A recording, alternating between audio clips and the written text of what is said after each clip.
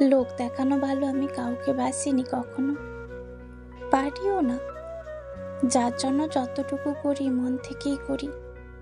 কে কি ভাবলো, কে কি বললো এই চিন্তা করি না ঠিক। আমার যাকে ভালো লাগে, যার কাছে স্বস্তি পাই, তাকে নিয়ে লোকে হাজারটা কুচ্ছা লটনা করলেও আমার কিচ্ছুটি যায় আসে না তাতে।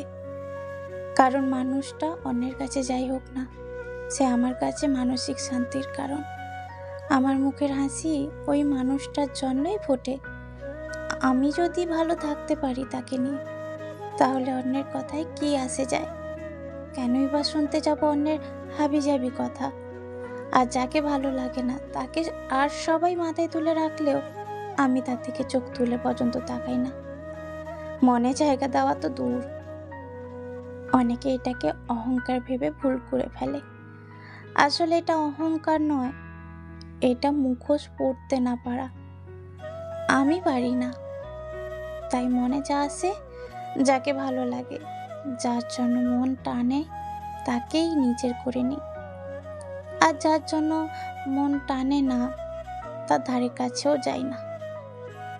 এতে হয়তো দুঃখের ভাগ বেশি এসে পড়ে আমার উপর।